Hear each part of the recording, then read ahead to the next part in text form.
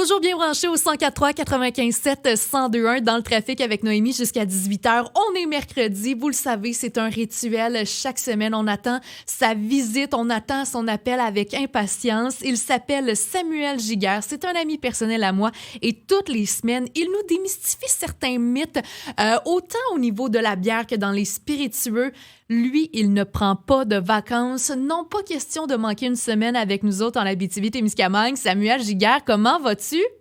Hey, salut, ça va super bien, vous autres? On va très bien. Je vais prendre la parole pour tout le monde de l'Abitibi, mais on va dire que tout le monde va bien. Hey, Samuel, cette semaine, la semaine dernière, on a démystifié, plutôt tu as démystifié tout ce qui a attrait à la fameuse bouteille de verre. Et là, cette semaine, on se parle de cannes. Les fameuses cannes qui, des fois, nous font un petit peu bip à ramasser. On a bien hâte qu'un enfant cogne à la porte et dise « Hey, je ramasse ça pour mon club de soccer, pour ma danse et tout. » Parle-nous donc de la fameuse canette d'aluminium. Ben oui, on va boucler la boucle là, après la bouteille, la canette. La canette en microbrasserie, là, c'est la nouvelle vague, là, c'est la nouvelle mode. Depuis 3-4 ans, là, c'est pas compliqué, c'est rendu environ 80% ou plus là, de l'espace tablette, là, la bière en canette.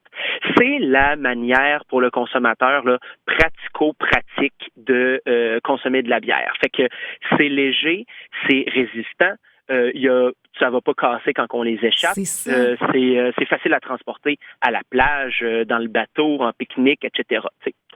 Et pour le brasseur, eh bien, l'avantage, là, il y en a quelques-uns qui sont vraiment imposés. Entre autres, une canette d'aluminium, ça protège 100% de la lumière. La semaine passée, on s'est parlé un petit peu de l'impact de la lumière sur la bière. Et mais là, dans une canette, c'est 100% protégé de la lumière. Entre autres, la IPA va vraiment aimer ça parce qu'elle, avec son houblon, elle aime vraiment pas la lumière du jour. Okay. Et ensuite de ça, c'est aussi super facile pour le transport et le visuel est vraiment cool aussi parce que une canette, c'est coloré de haut en bas comparativement à une bouteille. Fait que les brasseurs se sont hyper amusés à faire des designs flyés sur des canettes et ça a beaucoup plu à monsieur, madame, tout le monde aussi. T'sais.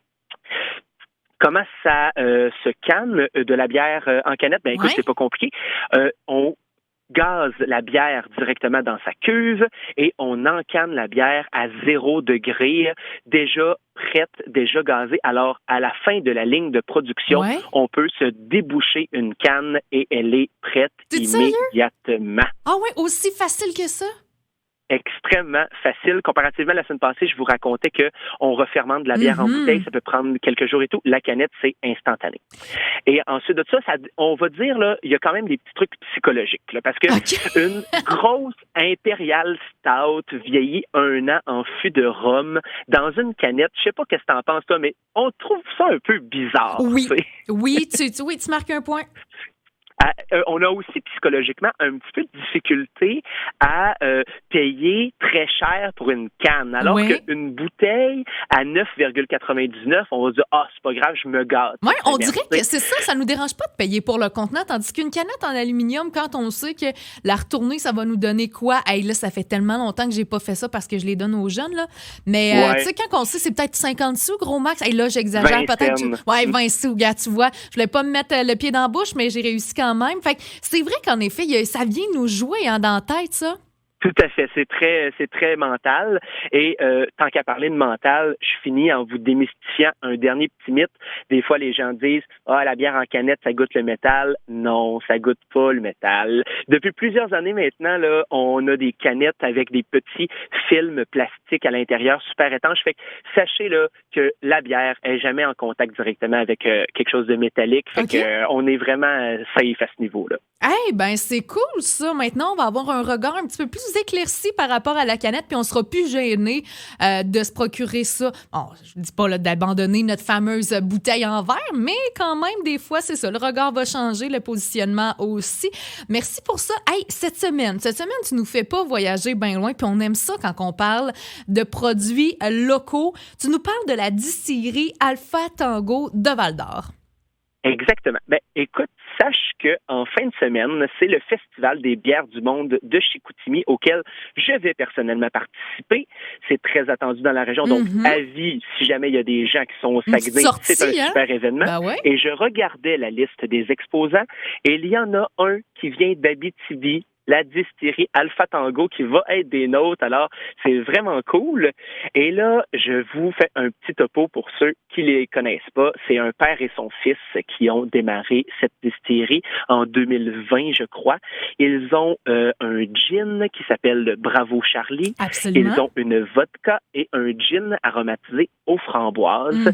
Ils ont une image de marque très, très cool. Pour vrai, c'est un univers un peu vaisseau spatial, planète, espace. Mais tu sais pourquoi c'est ça, hein? Chouette. Tu le sais, hein, Jiggy, pourquoi? Non, dis-moi donc. Ben, parce que lorsque tu viendras faire ton tour en Abitibi, tu t'apercevras que la distillerie est située sur le chemin de l'aéroport. Donc, tout est en lien avec, tu sais, mettons le Alpha Tango, Alpha pour A, les premières lettres des avions. Donc, tout est en lien avec, justement, là, pas l'aérospatial, mais vraiment tout ce qui est en lien là, avec... les avions, etc., qui entourent l'aéroport, etc. Tu vas voir, Foxtrot, c'est la même chose. J'adore, c'est parfait. Ouais. Et toi, est-ce que tu savais que ce serait la première distillerie au monde à utiliser la quenouille dans leur spiritueux? Je vais t'avouer quelque chose. Oui, je le savais. Mais tu sais, c'est parce qu'à un moment donné... Non, mais c'est parce qu'à un moment donné, il faut les connaître, nos affaires de par chez nous. Oui, c'est vraiment quelque chose de très particulier. Tu l'as dit, la distillerie Alpha Tango. Je te laisse aller là-dessus pour nos auditeurs qui n'en sauraient un petit peu moins, peut-être. Ben oui, ils sont vraiment cool. Ils utilisent des ingrédients locaux et peu connus pour faire vivre une expérience aux gens. Et entre autres, avec la quenouille, moi, j'ai trouvé ça vraiment extraordinaire.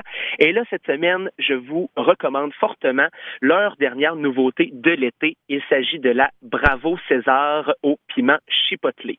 Sérieusement, c'est à essayer. Là, moi, les gens là, dans la vie qui n'aiment pas les blodés, je trouve ça bizarre. Noémie, toi, ton avis sur les blodés? Ah non, je prendrai pas parti, mais je vais te dire que j'y ai goûté. C'est un must pour l'été. Je vais te dire quelque chose bien honnête, là, ça passe ou ça casse. Il n'y a pas d'entre-deux avec le Bravo César. Pour moi, c'est un must, là. C'est pour moi. Mais il y a quelqu'un dans mon entourage que c'est comme, moi, parce qu'il n'est pas blodé dans la vie. Fait que tu l'as dit, il y en a qui n'aiment pas ça. On va vivre avec, on va les accepter dans notre gang, mais on préfère évidemment ceux-là qui les aiment. Moi, pour moi, c'est le drink pour s'ouvrir l'appétit, là, par excellence. Puis, donnez-y une chance parce que c'est quand même bien différent d'un blodé classique. On s'entend, un blodé, là, c'est quand même un peu... tout le monde connaît ça, mais ça reste un petit peu complexe à fabriquer. Trouve la vodka, le clamato, la sauce piquante, mets les épices sur le bord du verre, etc. Là, Alpha Tango, ils sont allés en mode la vie la plus simple à 100%. Un blodé au gin, donc pas de vodka, mais au gin, prêt à boire avec subtil goût de piment chipotelé et de lime. T'en as dans ton frigo, bing, bang, c'est parti, c'est pas compliqué. 5,5% d'alcool, ça se vend en 4 packs pour 16 $, en grosse canette là, de 473 millilitres. Et c'est à la SAQ, hein. Faut pas se tromper, on n'en trouvera pas en épicerie ou en dépanneur, à moins que ça soit une bannière SAQ, mais dès que les prêts à boire sont faits à partir de véritables spiritueux, c'est vendu par la SAQ. Et là, c'est le cas dans ce cas-ci. Il y en a à Val-d'Or, il y en a dans toutes les SAQ du coin. Franchement, ça va pimper votre apéro, votre bar de piscine, je suis pas mal sûre. Hey, Jiggy, je vais terminer sur un secret. C'est tout ce que j'ai fait parce qu'en ce moment, tu sais, nous autres aussi, on est beaucoup dans la période des festivals un peu partout en Abitibi-Témiscamingue. Et pendant un gros festival le week-end dernier, je buvais le Bravo César. Moi, c'est là-dessus que j'ai passé mon week-end. Alors oui, c'est des belles découvertes. Génial. Je te remercie encore une fois de ton temps, Samuel. On te souhaite un bon festival ce week-end et on te retrouve la semaine prochaine. Certainement, merci. Bye bye.